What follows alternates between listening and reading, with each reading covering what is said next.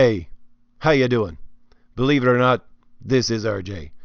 If any of you caught my community post, you know that I've been sick as a dog over the last little while, and that's why my upload schedule has been a little erratic, and I have to apologize for that. But I found that talking actually makes things better right now, so I figured I'd do a video. Even though I sound like this, and I gotta apologize for sounding like this through the entire video, it's not gonna change. But what I wanted to talk about was something that came out of one of the videos I did last week. A video where I talked about where the great stories at Marvel came from and how they were essentially character driven. And when I talked about that, I talked also about DC for a moment, saying it was more mythological driven. And at least one person in the comments said, I'm not so sure about that. And his comment made me think. And I thought to myself, well, perhaps he's right. Perhaps they're not so much mythological driven, more as in a mythological setting. But that got me thinking about stories in general, both Marvel and DC, and why they were great and why the stories now are like they are. And when I thought about it, it seemed to boil down to one really, really simple thing. And it's because, to borrow a phrase, they were by the people, for the people. That is to say, they were written by an everyman, and they were written for an everyman. And the thing is that I really think that's the dynamic that made comics last for so long, and I really think that dynamic isn't there right now, and it's what's killing comics. Because it doesn't take long looking at the history of comics to see that they were a cheap product. It was something that cost pennies. And there were several reasons for that, but one of the things that came out of that was comics became something for everyone, for the everyman. The person who had little money to spend on entertainment, he was the person who spent 15 cents, 75 cents, $1.25 on comics. And that's something essential to the history of comics. And I think that the producers of comics really understood that and realized that if they were selling to the everyman, they needed to be selling them stories for the everyman. And how did they do that? Well, they got the everyman to write those stories. That's why, just to pick one example, in the 60s and the 70s, you had so many war comics. Because you had people that had come back from war and were just taking their experiences and putting them on a page as a story. And what I'm going to do for the next minute or two is look at a lot of the comics that I thought were great and that had great stories and that really appealed to me a long time ago when comics are great. And it's very personal to me, I realize that, but I'm doing that actually on purpose because hopefully you too will have something in your mind, something personal to you, some story that you can think about and add to this list yourself or in the comments if you want, and see if it fits into this dynamic that I'm describing. So when I think about comic stories that really grabbed me and that made me follow that title for quite a while, they're too numerous to actually even list. But some of them that stood out were Wally West's Flash. And one of the reasons why that stood out to me was because you had Wally West. He was this kid. He was used to being Kid Flash. And all of a sudden, because of the events of crises, he had to become the Flash. There was no other Flash. It was him. He had to fill the boots of Barry Allen. And that's what the majority of the first 2 years, if not more, was about in that book. He was trying to live up to his idol. And that's really a down-to-earth kind of story. It has a basis that every man can think about and apply to their own life. And sticking with DC, another one would be Legion of Superheroes. I loved the 9-panel Legion of Superheroes because I always thought they should do more with the Legion of Superheroes, but that they could never actually do much with it. But when they did the 9-panel run of the Legion of Superheroes, I do believe that was the best run ever for the Legion of Superheroes. Why? Because it was a time for that book and those characters where things had consequences. There was the destruction of the earth. There were heroes dying. This was a world where you couldn't skip out on the consequences. It wasn't la-di-da, everybody's going to come out of this just fine. No, it had consequences, and that reflects real life. That reflects the experience of the everyman. I think that's one of the reasons why nitty-gritty comics actually appeal to people, because you look at what's going on, and you know that the actions of the characters actually have consequences. And those consequences are going to be real and lasting, just like they are in real life, just like they are for you and me, just like they are for the everyman. if you're an everyman, you don't have the money or the power or the influence to skip out on your responsibilities and or the consequences of your actions. You got to deal with them. And to move over to Marvel, one of those nitty-gritty comics that I loved was Daredevil. And even though I got the Frank Miller run of Daredevil off of the spinner rack, I really loved the John Romita Jr. run on Daredevil, which I think began with Inferno, where you had this man. And he does have some powers, but really he's just a man. And he dresses up as a devil, and he's stuck in a place called Hell's Kitchen, which is being invaded by actual demons. And you had Daredevil bloodying his fists block by block, trying to save people. This is an everyman story. This is a story where you gotta fight tooth and claw for every inch that you're going to get. And again, I would say that reflects what the common, ordinary, everyday person has to go through on a daily basis. But I want to move on to a few stories which I did love, and I loved for a long time, but then got to that point where they were no longer an everyman story. And the first one that I can think of would be Iron Man. And I had read Iron Man for a long time, since his first red and gold suit. And it was still at a time where Tony was constantly thinking about what had happened to him and how he had almost died and how he had to create the suit in order to stop himself from dying. And once again, it was a very human kind of story, and it led into a very human type of character. And this human character of Tony Stark had many, many flaws. He didn't have a whole bunch of suits of armor. He only had the one, basically, and it was more of a suit of armor than a suit of technology. He was basically a modern-day knight. And then he fell from being a hero into being a drunk. And then you had Rhodey taking over the suit and pulling him out of his drunkenness and saying, listen, get up off your back end and do something about what is going on. And these were stories of friendship. These were stories of human conditions, like him becoming a drunk. These were very much everyman stories, especially the friendship with Rhodey. I think that the best Iron Man stories were actually centered around that friendship. And friendship is certainly something very human, something very personal, something very common that all of us can grasp onto.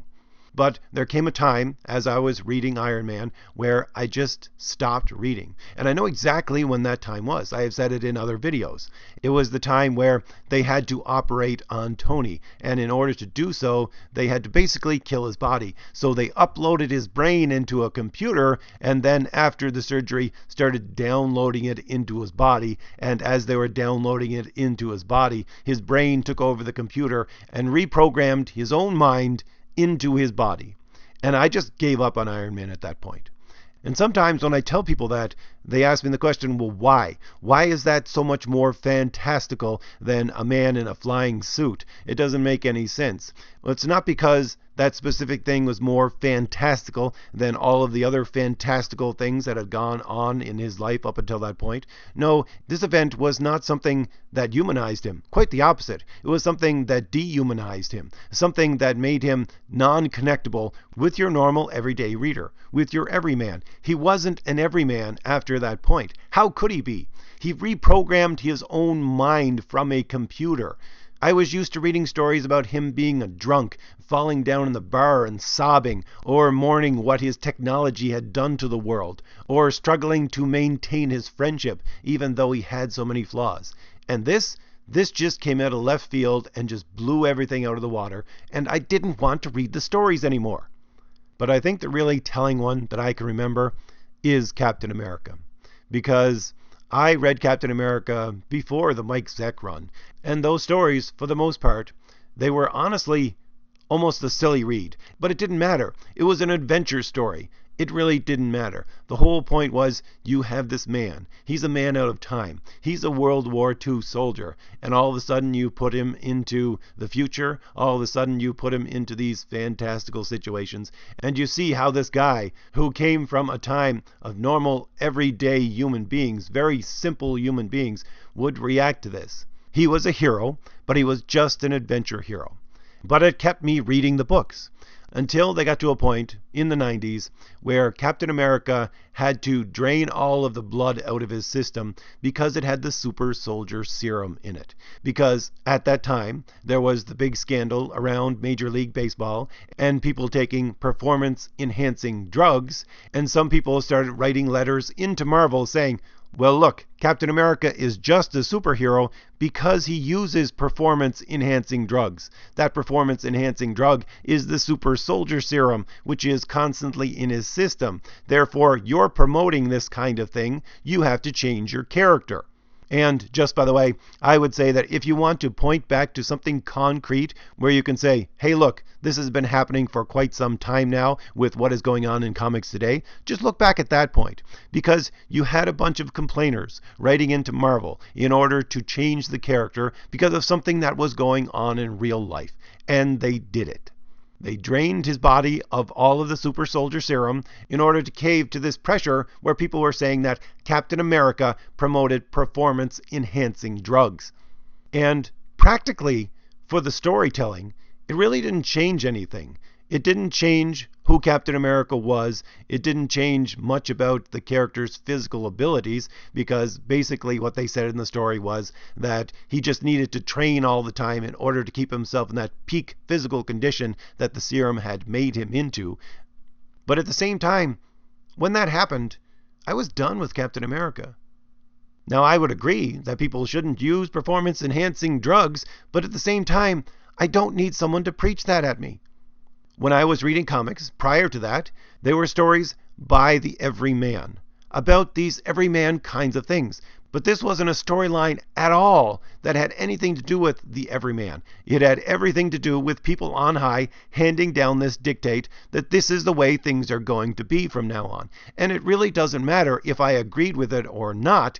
Handing down that dictate from on high stuck in my craw. And I would say that that is the exact thing right there. If you know anything about human beings at all, you'll know that from the time they're little kids onward, if you get in somebody's face and tell them to do something, they're most likely to do the exact opposite of what you just told them. The best that you can do in any situation is say to another person, hey, look, maybe you should do it this way, but it's up to you. And then you leave it up to them. That's the only way of getting around that little piece of human nature. You gotta leave that choice up to the person. You can present them with an idea and then say, hey, it's up to you. And that leads right into what we have today. I would say let's use that point, that Captain America point, where they changed this storyline as the inception of what we have today. And it was not a clear-cut point where everything changed after that. No, it was a gradual changing into something else, from an everyman storyline into what looks more like a storyline written by, well, there's no other way to put this, but written by aristocrats. You know, people on high who hand down rules to you. And this was becoming evident in many different ways in comics throughout the mid to late 90s. Because you had storylines that preached at you. Well, what happens when someone preaches is that they get up on some kind of platform and then they speak down to you. And I know a lot of people who don't mind being preached at, but they don't mind being preached at because they have chosen to be there to begin with. But when they're being preached at and told, no, you got to listen to what I say, and you're not allowed to leave at the same time, no, that's when you cross the line. And so it began with this preaching, and it slowly became handing down rules to you to follow. And part of what made me actually think about this was Richard over at Comics Matter saying once again that these people in the comics industry, they're not celebrities. He was trying to talk directly to them and say, you're not celebrities. Stop acting like you're celebrities. But again, I think as usual, he's got the point right, but you have to look at why he's right. Yes, they think they are like celebrities. Why? Because, of course, celebrities are like modern-day aristocrats. They are this elite which actually get to live in a way that the normal everyday man doesn't get to live like. And so these people in comics today, are they celebrities? No, they're not trying to be celebrities. They're trying to be aristocrats. It's just that celebrities are aristocrats.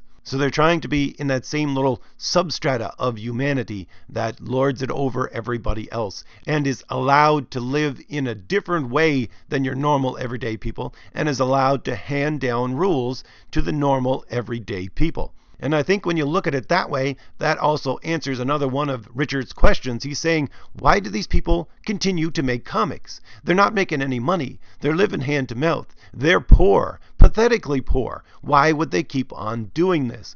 Why? Well, the whole point is because in doing so, they're part of an aristocratic class.